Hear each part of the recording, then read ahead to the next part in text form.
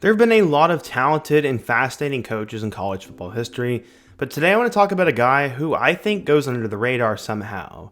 He had over 229 wins, ended up leading one of the top programs in college football, and also is now currently in a very unique position. I'm talking about Coach Jim Tressel. He was a little bit before my time, as I started watching college football in the early 2010s, but I've heard nothing but good things about the guy from the past, and the coach was really good while he was at Ohio State, and especially Youngstown State. In today's video, I want to do a spotlight who in my opinion is one of the more legendary coaches that you totally forgot about. We're going to go through who Jim Tressel is, how good he was, and where he currently is now. It's kind of surprising. But before we get started, if you're a big fan of college football, be sure to subscribe to the channel, leave a like if you can support today's video, and let me know what player, team, topic, or situation I can cover next. Now let's get started and talk about Jim Tressel. Okay, so going back in time, Coach Tressel started his career as a graduate assistant at Akron in 1975. He was there until 1978, where he then went and joined Miami of Ohio's cradle of coaches by being their receivers and quarterbacks coach. He was there for 3 years before he then left again, this time joining Syracuse in 1981 to be their QB's guy. In 1983, he left Syracuse to join the university where he'd later make his mark, Ohio State. He became their quarterbacks coach, coaching the Buckeyes to a Fiesta Bowl victory. He stayed there for the next few seasons, winning the Big Ten in 1985 and becoming the assistant head coach under Earl Bruce. He left Ohio State in 1986 to then become the head coach at Youngstown State, who was Division I AA. They would go 5-6 in 1985 and 7-4 in 1984 under head coach Bill Narduzzi, the father of current Pitt head coach Pat Narduzzi. He had been Youngstown State's head coach since 1975. He won Summit League Conference titles in both 1978 and 1979, but hadn't ever won a national championship at that level, losing in the quarterfinals in 1978 and the championship in 79. But he'd never be able to recapture that. Coach Tressel was brought in to change things. His first season was rough, as the Penguins went 2-9 in 1986. The Ohio Valley was a tough conference, with Eastern Kentucky and Murray State being good programs, so there would need to be growth within the organization. He showed that growth almost immediately in 1987, helping lead Youngstown to an 8-4 record and a claim to the Ohio Valley Championship.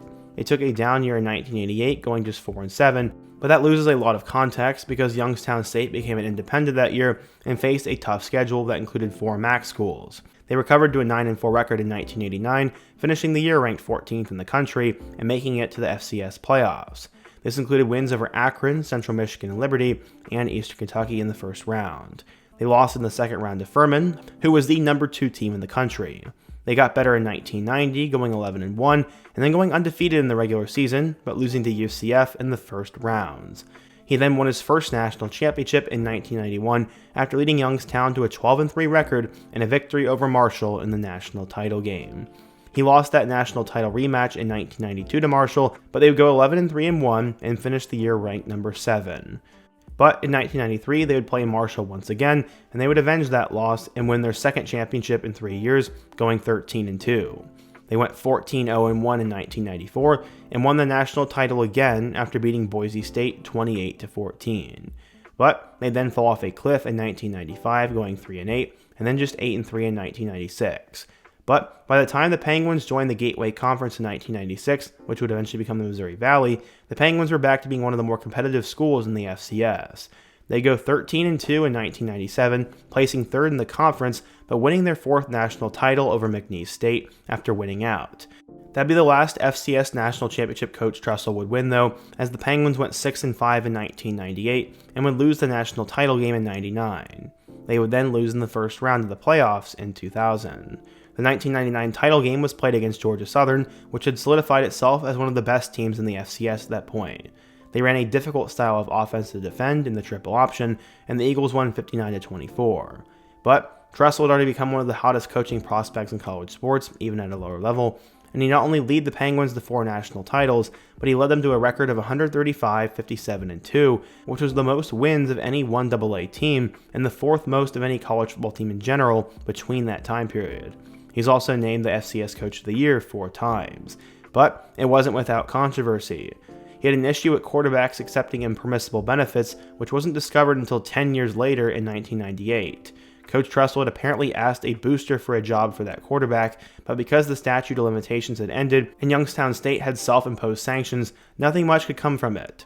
He was still considered a huge coaching prospect, and no other school was as interested in him as Ohio State was. Ohio State had been struggling for the last few years under head coach John Cooper, who had signed on with the Buckeyes the same year as Coach Tressel signed on with the Penguins. Despite leading Ohio State to a 10-1-1 season in 1993 and 11-1 seasons in 96 and 98, he hadn't been able to bring the Buckeyes to a national championship. He went 6-6 in 99, and despite going 8-4 in 2000, the Buckeyes lost to South Carolina in the Outback Bowl, a game they were heavily favored in, and it was really seen as a surprise that they lost. So, they went back to Coach Tressel and brought him in as their next head coach. He started his return to Ohio State off with a 7-5 campaign in 2001, but quickly brought the Buckeyes back to prominence in an undefeated 14-0 season in 2002 under one of the greatest Buckeye teams in their history. Craig Krenzel threw for over 2,100 yards and 12 touchdowns, but the rest of the team was some of the best in the country, as running back Maurice Claret ran for 1,300 yards and 16 touchdowns, and receiver Michael Jenkins had over 1,000 yards and 6 scores. Chris Gamble was across from him, playing both receiver and corner, and they had guys like Mike Doss at safety and A.J. Hawk at linebacker. It wasn't their offense that won games, since they only scored about 29 points per game, which was good enough for 41st in the country. It was their defense. They allowed just 13 points per game and was second best in the nation. This style of football, known as Tressel ball, became widely known throughout Big Ten country, as Tressel's Ohio State teams became known for suffocating opposing offenses and barely scoring enough points to win. They took a step back in 2003, going 11-2, but did win the Fiesta Bowl at the end of the year. The backward slide continued in 2004 with an 8-4 season that saw the Buckeyes lose to Northwestern, Wisconsin, and Iowa all in a row. They got back on track in 2005, though, as the offense improved from 73rd to 26th. They also had a defense that placed them 5th in terms of points, and they finished at 10-2 with a win over Notre Dame in the Fiesta Bowl and as a title co-champion in the Big Ten. Leading the way was Troy Smith at quarterback, who threw for over 2,300 yards and 16 touchdowns, while also running for nearly 600 yards and 11 scores. Smith would win the Heisman Trophy the next year after he threw for 2,500 yards and 30 scores and led Ohio State to a 12-1 record and then a loss to Florida in the national title game. In 2007, the team would go 11-2, but they would end up losing the national title game to LSU, trying to ride Beanie Wells to victory, which did not work. They'd fall back to 10-3 in 2008, winning the Big Ten again, but losing to Texas in the Fiesta Bowl. They would then go back to 11-2 in 2009, winning the Rose Bowl over future Big Ten Conference foe Oregon. Part of their success was young quarterback Terrell Pryor, who led the team in passing yards as well as rushing yards, and Terrell quickly became one of the more well-known players in college football and was a Heisman candidate the next season in 2010. But he would really go nationwide as part of a scandal. On the field, the Buckeyes finished 2010 at 12-1, and they had a victory over Arkansas in the Sugar Bowl. They had the 11th best offense in the country, scoring nearly 40 points per game, while allowing just over 14 points per game. Terrell Pryor threw for 2,700 yards and 27 touchdowns to go along with 700 more yards on the ground. But off the field, Terrell Pryor had been one of 5 players who were the recipients of improper benefits from the owner of a tattoo parlor locally in Columbus. They essentially had traded their own autographs for free tattoos and later sold game-worn items and rings to the parlor to pay for more of them. The NCAA found out about it right before the Sugar Bowl in 2010 and was set to punish Ohio State hard for it. Coach Tressel claimed he had no idea that anything was going on with those players, but he had been warned in April of that year by way of emails. It turned out the investigation went further than tattoos, stretching to other things like jewelry and cars. The NCAA officially accused Coach Tressel of withholding information from them in 2011 and would consider his actions huge violations of NCAA rule. Coach Tressel later said he lied about the information to keep his players safe. The fallout of the investigation not only led Terrell Pryor to not return in 2011, but the university would pressure Coach Tressel to leave as incoming sanctions were coming for OSU. But that wasn't exactly going to be easy. He was considered bigger than the university as a whole, with Ohio State's university president, Gordon Gee, even stating that he felt like he couldn't really fire Coach Tressel because it was more likely that Coach Tressel would fire him.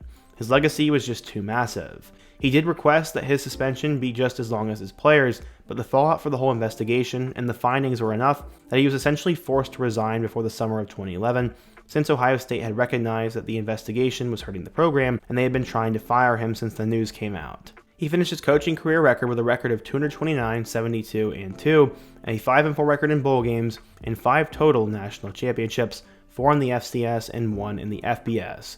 Despite that, he was widely recognized as one of college football's most prized minds, giving his record at 229 total wins. He spent some time with the Colts as a replay assistant before taking a job with the Akron Zips as a consultant. His pull was so great that he later returned to Youngstown State, but not as a coach, and instead as a university president. He became president in 2014 and remained in that job until retirement in 2023. His ability to use his athletics clout for political office continued when he became the lieutenant governor of Ohio in February of 2025.